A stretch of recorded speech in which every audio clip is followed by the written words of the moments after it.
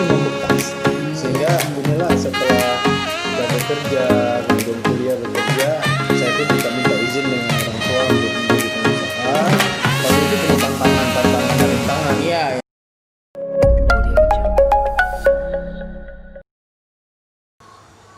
Assalamualaikum warahmatullahi wabarakatuh.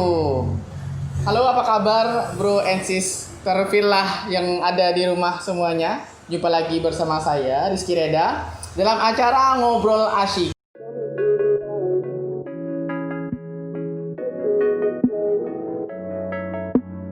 Bagaimana kabarnya teman-teman pada hari ini? Semoga senantiasa diberikan energi yang positif, energi yang melimpah dan luar biasa, sehingga senantiasa berpikir positif dan juga membuat karya-karya yang luar biasa ya.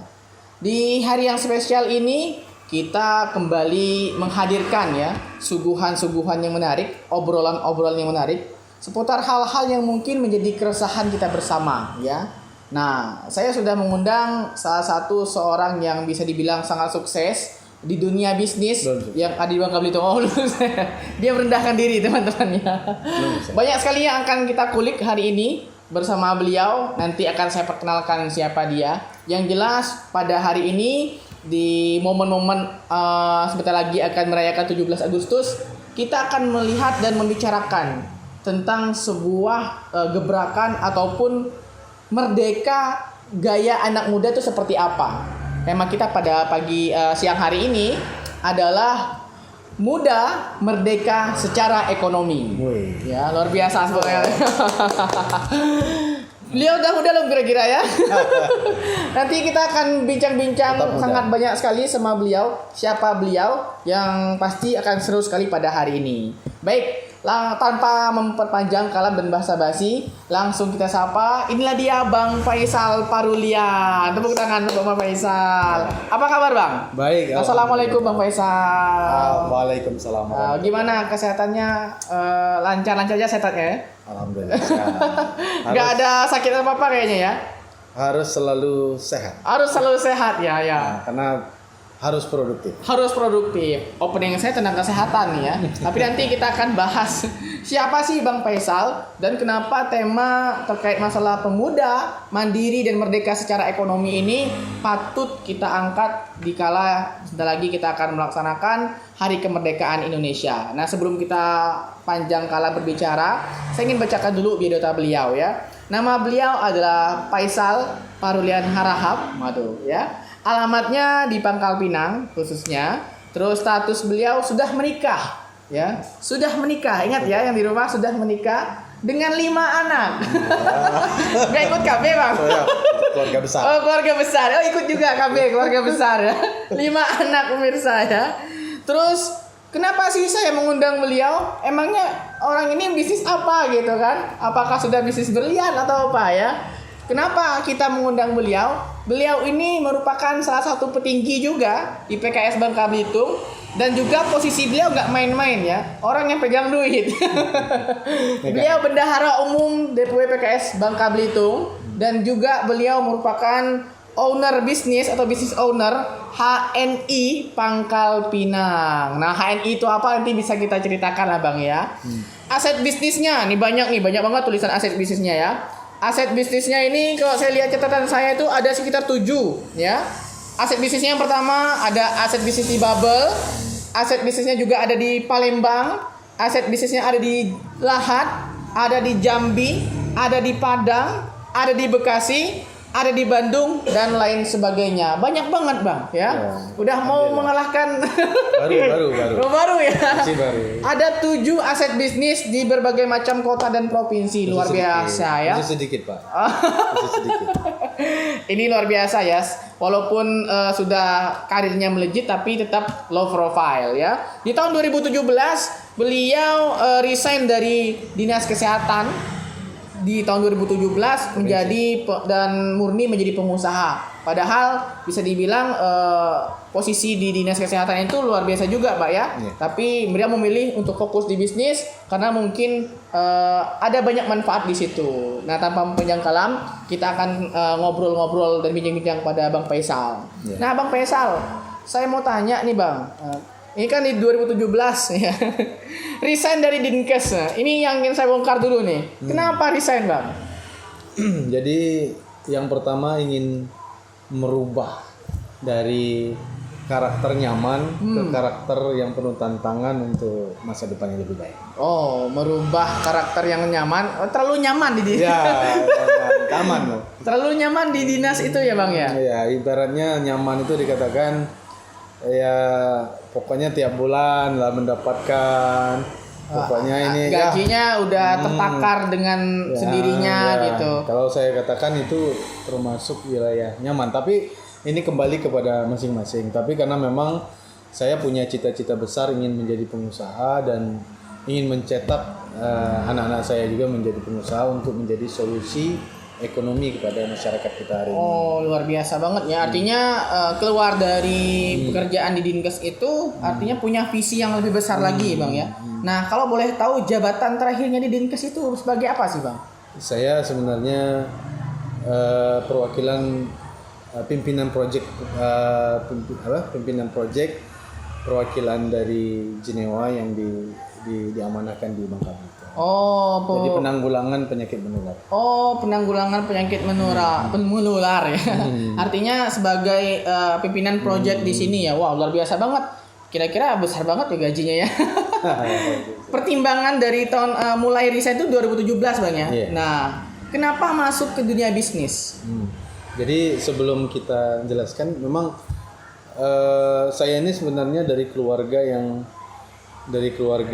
PNS yang memang dari kecil dididik bukan untuk jadi pengusaha. Bukan untuk jadi pengusaha. Nah, karena pada waktu itu ibu kita itu dia punya toko besar, ayah itu punya sebagai PNS, tapi dia selalu memberikan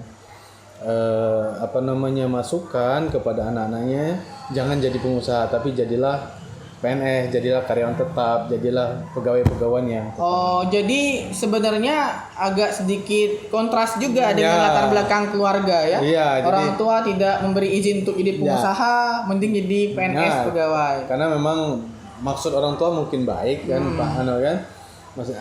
Reda karena memang bisa jadi dia memiliki visi yang panjang untuk anaknya mungkin lebih baik. Jadi pada waktu itu saya dikatakan pada posisi yang memang dicetak untuk menjadi seorang pekerja ya. Tetapi waktu kecil saya selalu dilibatkan dengan bisnis orang tua. Nah, ini yang menurut saya didikan yang tidak langsung tetapi membekas. Sehingga inilah setelah kita bekerja, kemudian kuliah bekerja, saya pun tetap minta izin dengan orang tua untuk menjadi pengusaha. Waktu itu penuh tantangan dan rintangan. Iya. Tapi saya tetap sabar. 1 tahun baru mendapatkan izin sambil menyiapkan aset-aset bisnis dan akhirnya memang diizinkan. Baru 2017 diizinkan untuk resign. Resign. Jadi panjang. Menyiapkan untuk sebagai pengusaha murni pun panjang, dari ibaratnya kondisi status yang saat itu yang bisa dikatakan orang dicari hari ini kan. Ribuan orang untuk tes, ribuan orang yang tahan kadang-kadang menunggu seperti itu kan. Ya, betul. Tapi kita malah mencari jalan yang lain gitu kan. Karena memang saya punya keinginan bahwa bagaimana menjadi sarana inspirasi bagi orang lain yang bisa juga berkarya tanpa menunggu dari orang lain. Awal terjun ke dunia bisnis itu kan berarti otomatis orang tua nggak setuju gitu kan. Nggak setuju. Nah, cara meyakinkan orang tua nih, Bang. Artinya sudah jauh-jauh dikuliahin gitu kan, udah banyak uang yang habis dikuliahkan untuk biaya kuliah, tapi ternyata tidak sesuai ekspektasi orang tua. Nah, meyakinkan mereka tuh bagaimana, Bang? Iya, yang pertama memang dukungan istri memang banyak besar. Ditambah dukungan istri ya. Beristri itu penting ternyata ya. Karena memang beliau juga mendukung bahwa harus ada salah satu yang, apalagi memang keinginan kita ingin jadi pengusaha. Iya, betul. Tapi bangkitnya saya memang tidak bisa jualan. Tidak bisa berbisnis, tidak punya bakat bisnis dan tidak punya keinginan bisnis. Memang basicnya yang nggak ada Nggak gitu ada kan. sama sekali. Nggak ada jual marketing, Iya. nggak ada apa, tapi ternyata bisa bisnis gitu kan.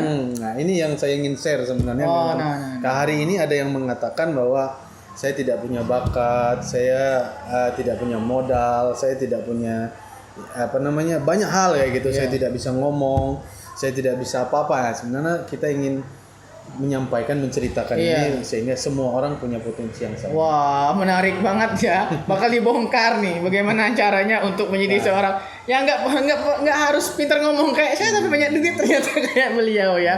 Oke, Bang Faisal nih ya. Menurut Bang Faisal, kita kan sebentar lagi akan mengadakan sebuah perayaan besar lah di Indonesia, yaitu kemerdekaan Indonesia. Nah, muda mandiri secara ekonomi. Melihat fenomena sekarang, bagaimana menurut Bang Faisal melihat fenomena pemuda sekarang ini? Apakah masih terbelenggu secara ekonomi dan bagaimana cara mengatasi hal tersebut?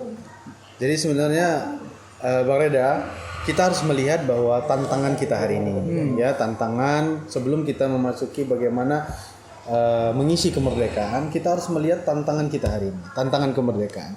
Yang pertama adalah kondisi usaha, PNS, karyawan swasta ataupun yang lainnya itu makin sedikit peluang untuk diterima bekerja. Terus yang kedua era industri. Hari ini kita lihatlah. Misal dulu itu kalau di Jakarta itu tol itu diisi oleh orang-orang yang menjaga. Sekarang malah dengan konsep e-tol. Jadi orang-orang yang ada perlu lagi ya guys. Mengurangi manusia. Tujuannya adalah dengan mengurangi manusia berarti jumlah sarana pekerja itu berkurang. Ditambah lagi ke depan bisa jadi dengan teknologi maju dan sebagainya seperti hari ini kayak SPBU. Kita sudah banyak melihat misalnya di luar negeri atau di kota besar itu mengisi bensin tidak lagi pakai orang Pak. Bang Reda. Dia cukup pakai kartu, gesek, ketik, kita ngisi sendiri gitu kan. Nah, berarti itu akan menambah kekurangan tenaga. Kita lihatlah di lokal Bangka Belitung. Perusahaan tambang dan sebagainya banyak merumahkan orang. Hari ini misalnya bagi yang sudah dirumahkan, kita dengan menunggu dipanggil lagi misalnya di tempat institusi itu lebih panjang waktunya daripada kita berproses bagaimana mencari solusi terhadap persoalan ekonomi kita. Belum menunggu tahap 1, tahap 2, tahap 3 untuk pendaftaran itu itu bisa jadi, berbulan-bulan. Ini sangat penting. Saya ingin selalu mengatakan bagi kita di teman-teman internal kita PKS juga dan masyarakat kita hari ini mau tidak mau mulai dari ini new normal. Kondisi new normal ini berarti kondisi yang berbeda dengan kemarin. Sehingga kita tidak bisa lagi berharap banyak dengan sarana-sarana usaha yang akan menjadi tempat kita bekerja. Oleh karena itu ini momen yang tepat kita mencari solusi, kalau perlu menanyakan kiri kanan, belajar dan sebagainya bagaimana kita sendiri menjadi sumber solusi.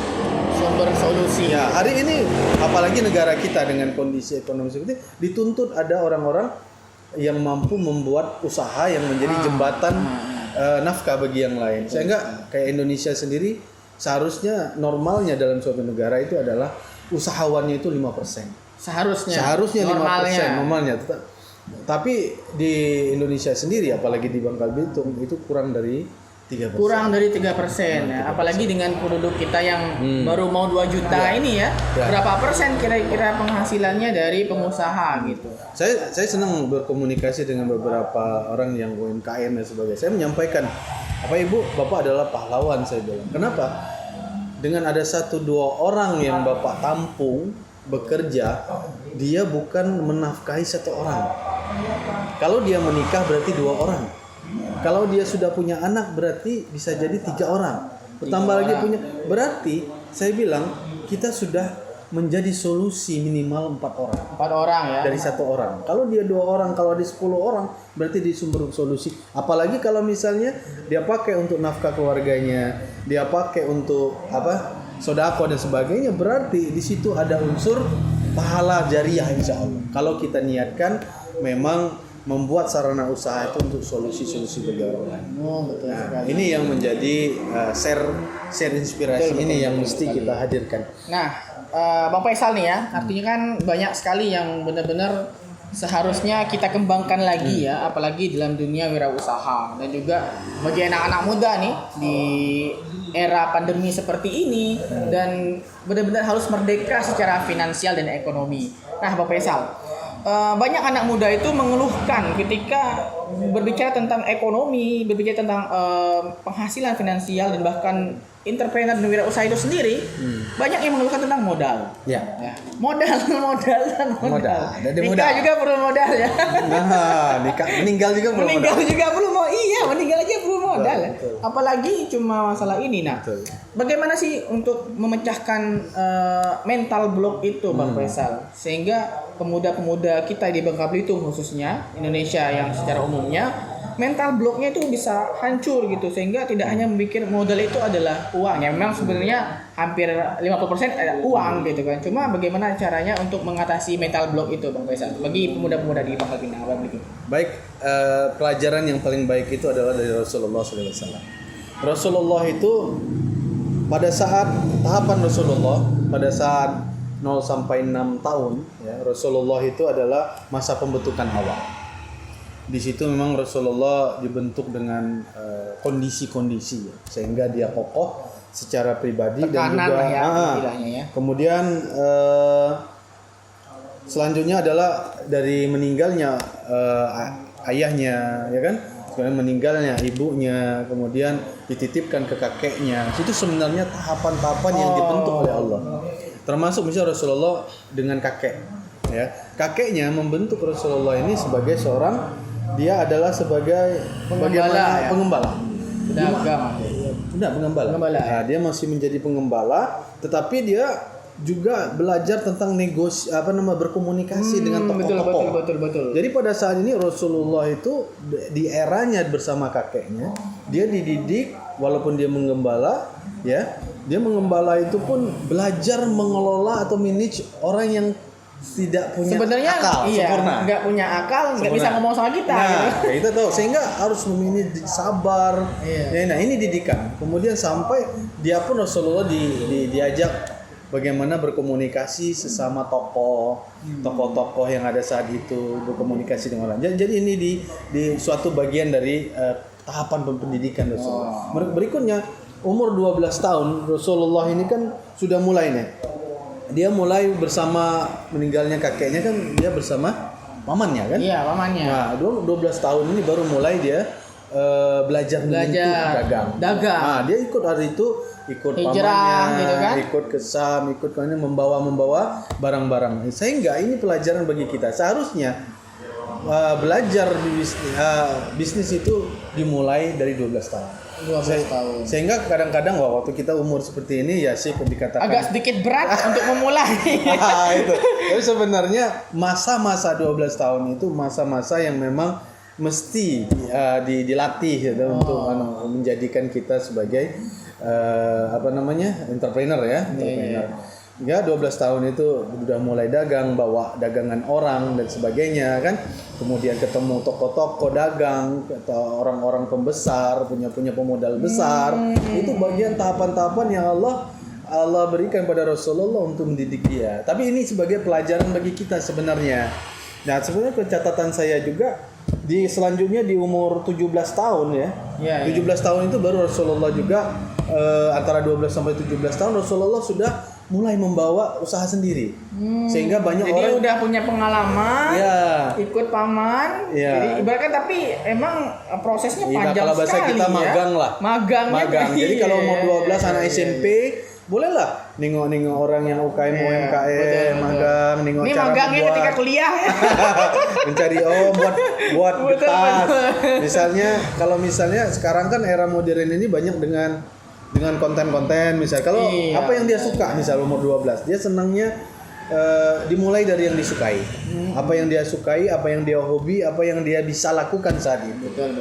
Nah, itu jadi kalau prinsip pengelolaan keuangan adalah dari mulai 12 tahun tuh diajari pengelolaan keuangan. Itu juga bagian dari bisnis. Akuntansinya udah diajari gitu. Misalnya kayak gini. Keluar masuknya duit. Nah, saya titip uang 50.000. Coba kelola bagaimana uang 50.000 itu ada setting. Itu bagian daripada pengelolaan keuangan. Sehingga begini, rumus ekonomi itu, kalaupun misalnya kita banyak pendapatan tetapi boros, pengeluaran tidak sesuai kebutuhan, itu akan menjadikan kita tidak punya aset. Betul. Nah, oleh karena itu Gali lubang, tutup lubang. yang paling bagus itu adalah dari pengeluaran disesuaikan dengan kebutuhan, ditambahkan sumber-sumber pemasukan, dan juga bagaimana kita juga memprioritaskan kepada orientasi kepada menumbuhkan aset. Nah, ini dari awal 12 tahun. Dari awal ya, artinya Ya, magang, kalau belajar. ada yang mengatakan bagaimana caranya memecahkan mental block tadi, Ya, dimulai dari dasar. berarti Rasulullah itu sudah terpecahkan mental blocknya dari kecil Dari ya. kecil. Dari awal tekanannya meninggal orang tua, lalu meninggal ibu ayahnya gitu.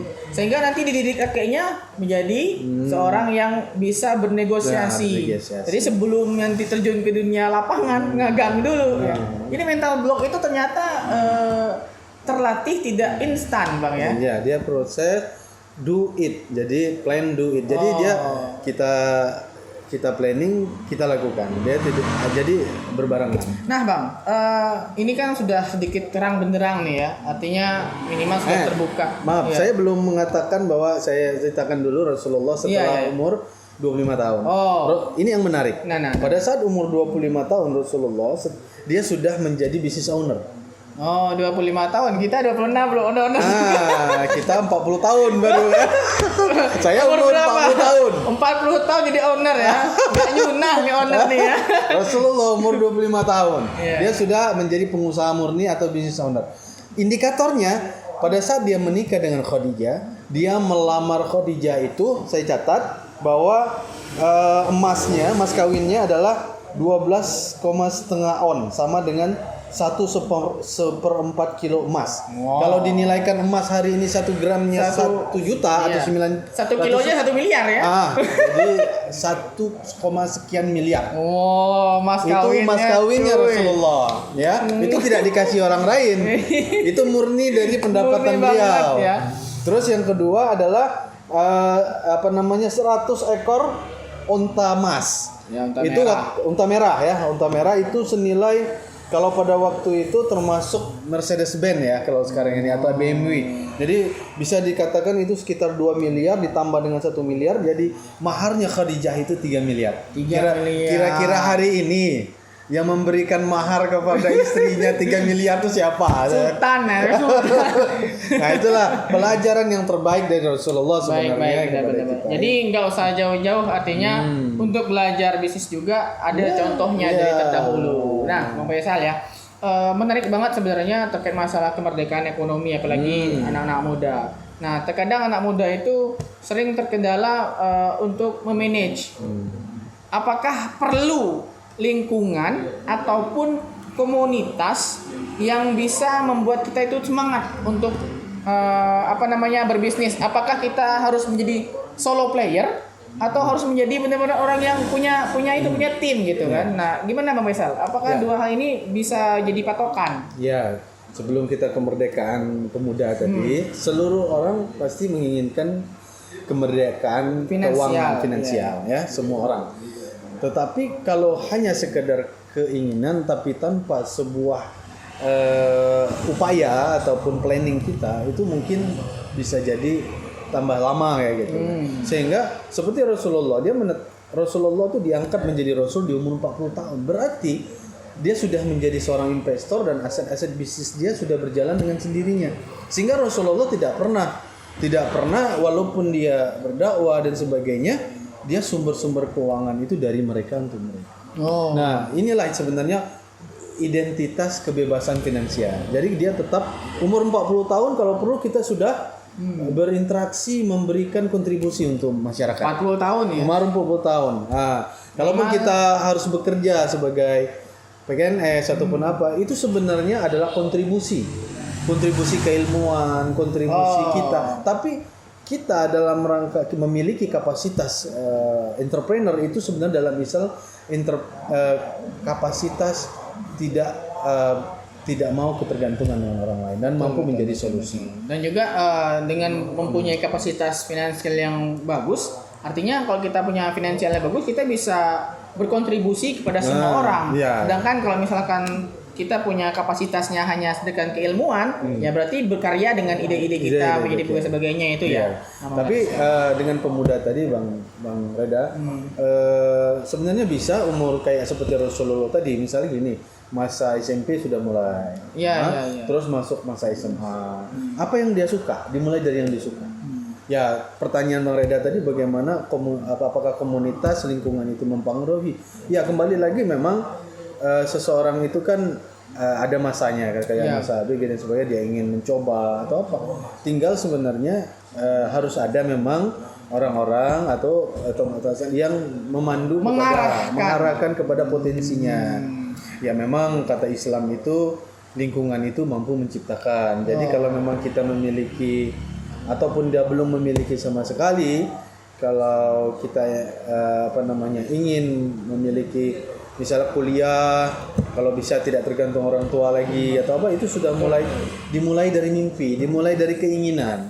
Nah, kalau misalnya dia belum ada keinginan, ya teman-teman ataupun kita melihat ada adik kita atau teman-teman itu diarahkan. Apa sih sebenarnya keinginan dia? Dari situlah dia bisa sebenarnya potensi kita. Kalau hanya senang main gadget, hari ini banyak orang yang jadi YouTuber betul. Dan kita memulai belajar dari bisnis marketplace. Marketplace itu pun sebenarnya awal-awalnya dia tidak punya modal. Iya, dropship dropship yang bagaimana memulai itu sehingga dia sampai hari ini punya aset. Aset inilah yang dipercaya. Sekali lagi ada yang bertanya tentang modal tadi Bang, sudah menanyakan tentang modal. Modal itu untuk memulai bisnis itu bisa dikatakan tidak terlalu dibutuhkan. Terlalu dibutuhkan. Yang pertama sekali adalah sebenarnya trust. Kepercayaan. Buktinya. Seperti Rasulullah ajarkan, ya. Dia umur 17 tahun sudah dilibatkan, dia hanya membawa. Dipercaya, tapi trust. Rasulullah sampai orang dia nggak punya istilahnya nggak punya modal apa-apa. Dia dititipkan modal, tapi orang merasa puas. Orang merasa ini dan dia pun amanah. Sehingga modal-modal itu pun menjadi sarana dia. Tapi pada saat dia sudah ingin mengembangkan, baru modal itu sangat penting. Berarti proses untuk memulai awal, modal itu nggak perlu dibutuhkan. Yang pertama trust. Tapi kalau untuk mengembangkan ekspansi, berarti memang perlu modal. Ya, ekspansi kan perlu barang, perlu jasa yang harus dikeluarkan gitu kan. Buktinya misalnya ada yang bertanya, masa apa ada perlu modal utama yang untuk memulai? Saya mengatakan untuk memulai sebuah bisnis, bukan difokuskan di modal, tetapi trust kita. Misalnya kita kayak tadi kita memiliki hobi misalnya fotografi. Fotografi itu bisa jadi sarana, jadi sarana awal kita untuk mendapatkan penghasilan. Nah, jadi banyak. Tapi yang paling penting belajar. Jadi ada beberapa hal yang perlu meningkatkan kapasitas kita. Yang pertama membaca. Yang kedua adalah berdiskusi. Jadi sering-sering diskusi. Yang ketiga adalah bisa kita bilang training. Ikut training. Ada pelatihan apalagi gratis yang diberikan selama kuliah, selama anak mahasiswa, nambah knowledge lah ya. Yang keempat adalah kalau bahasa Arab talaki atau coaching. Mentoring. Ya, kalau bahasanya talaki, mentoring. Nah, itulah yang 4 hal ini yang sangat mendukung dalam kita menyiapkan kita sebagai pemuda merdeka. Enggak hanya baca, akhirnya praktek. Kadang sering yang cuma bermodalkan baca saja tanpa ada yang mentoring, tanpa ada yang tempat diskusi ya, ujungnya gagal juga Bang. Nah, Bang, ngomong-ngomong nih, udah banyak 7 aset lagi ya. Di berbagai daerah ya. Luar biasa sekali. Manage-nya gimana, Bang? Dikit baru. Jadi memang aset ini dalam dunia bisnis dia bukan uang. Bukan uang ya. Bisnis itu menumbuhkan aset. Jadi aset ini akan melahirkan ladang rezeki. Ya, jadi kalau sumur lah ya berarti melahirkan akan melahirkan air-air yang baru gitu kan. Jadi memang kita hari ini ada yang sampai saya membaca sebuah buku tentang seorang anak perempuan umur 12 tahun. Dia itu ingin memiliki aset.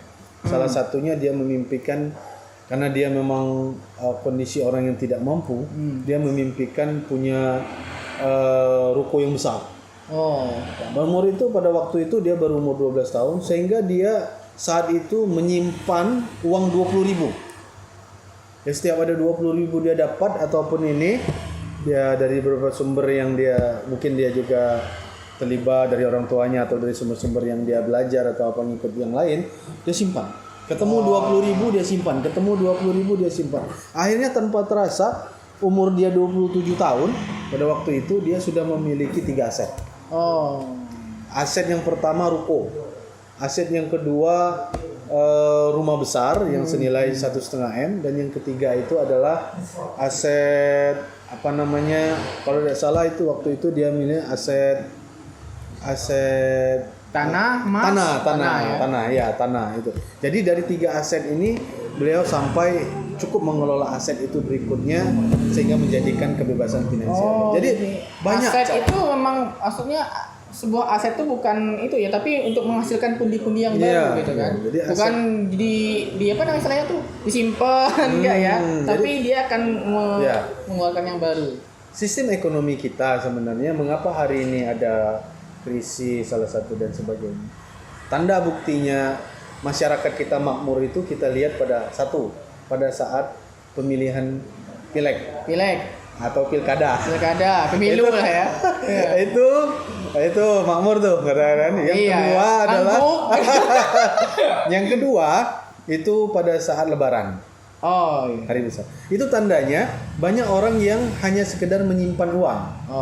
Tapi nggak dikelola. Tidak dikelola, tidak diinvestasikan. Seharusnya kalau dalam Islam, kalau kita memiliki modal, itu harus dibuat sebuah sarana usaha dengan mempekerjakan orang lain. Itu sistem ekonomi di dalam Islam. Jadi dia nggak habis sekaligus. Iya, bukan bukan menumpuk, menyimpan tumpukan, tetapi adalah kalau membuat sarana usaha sehingga menjadi solusi bagi. Waduh, banyak banget ya ilmu yang didapatkan pada hari ini ya. Artinya menjadi seorang pemuda yang mandiri secara finansial itu ternyata bisa dibilang nggak mudah-mudah amat dan nggak susah-susah amat. Bisa karena dilatih.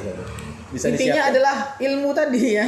Karena dari awal kan mental block dan sebagainya. Nah, Bang Faisal nih, kan kita bentar lagi kayaknya bakal undur diri ya. Karena emang waktu juga yang akan memisahkan kita ya. Cuma nanti kita akan buka sesi selanjutnya nanti karena menarik sekali ya. Tidak hanya untuk hari ini kita harapkan, karena banyak yang harus dikupas. Kita kupas kulitnya dulu nih. Nah, kira-kira Bang Faisal, saran untuk pemuda Bangka Belitung, Indonesia dan Pangkal Pinang khususnya nih, bagaimana supaya menjadi seorang pemuda yang minimal kuat secara finansial? Ya. Merdeka secara finansial. Ya, kemerdekaan pemuda, bagaimana mengisi kemerdekaan kita adalah pertama kita pun harus menyiapkan diri. Bagaimana kita memiliki mimpi, mimpinya adalah menjadi solusi bagi orang lain. Merdeka untuk diri kita, tidak bisa, apalagi dengan tantangan ke depan, kita harus merdeka.